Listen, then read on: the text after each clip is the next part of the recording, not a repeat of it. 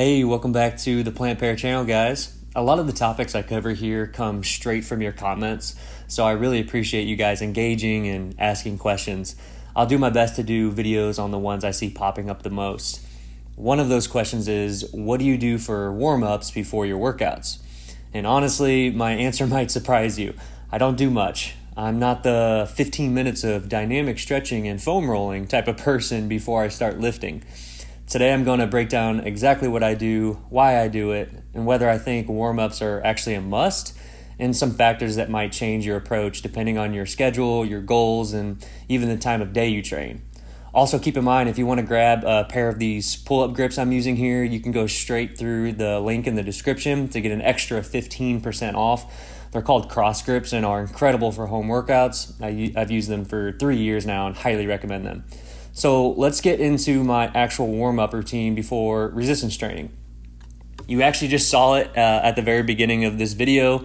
Since I always start my workouts with pull-ups, I'll just hang from my pull-up grips for a few seconds. This lets my shoulders decompress a bit and gets the joints feeling good. While I'm hanging, I'll do a few scapular retractions, basically just pulling my shoulder blades down and together without bending my arms. Then I'll knock out maybe 1 or 2 pull-up reps, and that's it. After that, I'm ready to get into my first working set. No bands, no elaborate circuits, and no 20-minute mobility flow for me. One of the reasons I love the calisthenic-based full-body minimal equipment style of training is that it's super time efficient. I train in the evenings, so I've already been moving all day. My body temperature is up, my joints aren't stiff from just waking up, and I've probably already lifted a few things, walked around, gone upstairs. Basically, my body's not cold. That means I don't need a long ramp up just to feel ready. The key for me is that my first exercise doubles as my warm-ups. Pull-ups aren't just training my pulling muscles, they also open up my shoulders, engage my core, and get my upper body firing for the rest of the workout. Now, here's where people might get stuck. They hear me say I don't do big warm-ups and think that means warm-ups aren't important. That's not exactly what I'm saying, though. I think warming up is about preparation, mentally and physically. For some people, that's a big production with mobility drills, foam rolling, and activation work. For others, it's just easing into the first exercise.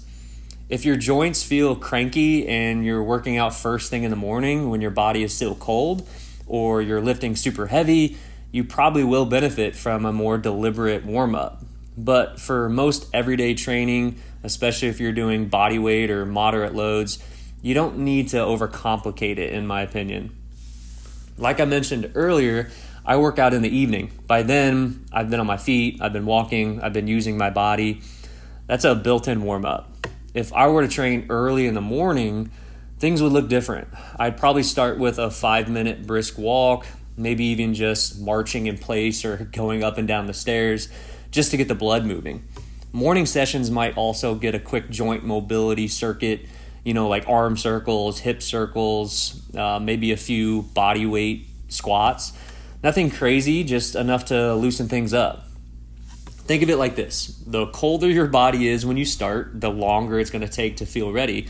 And then the warmer your body already is, the less you need to do. Pretty basic. I know a lot of people avoid working out because they think it's like this huge time commitment. If you believe you need a 20-minute warm-up before you even start, that's going to make it harder to get into the habit. By keeping my warm-up short and focused, I make my training more approachable. I can be in and out in under 25 minutes, even with a full body session. That's one of the underrated benefits of minimalist training: less equipment, fewer moving parts, and just less time wasted overall. It also makes it easier to be consistent because, let's be honest, consistency beats the perfect warm-up every single time. So what should you do? First, notice how you feel. If your first set feels stiff or awkward, add a little bit more movement before you jump in. That could be lighter sets, some mobility drills, or even just taking a few minutes to walk. Second, match your warm-up to your training. If you're going heavy or doing a skill-based movement, you'll need more prep. If you're doing moderate, familiar exercises, you can probably keep it short. And finally, think about your time of day and your lifestyle. If you've been sitting for 8 hours, your body might need some coaxing. If you've been active all day, you might be ready to go right away. For me, warming up is simple. A quick hang, some scapular retractions, a couple pull-ups, and I'm in it. That works for my style, my schedule, and my body. The takeaway, your warm-up should be just enough to get you ready, not so much that it eats up your whole workout time. So find what works for you, stay consistent, and don't overthink it. Thanks for watching, guys, and if you found this helpful, hit that like button so I know, and drop a comment below. Let us all know what your warm-up looks like. See you all in the next one.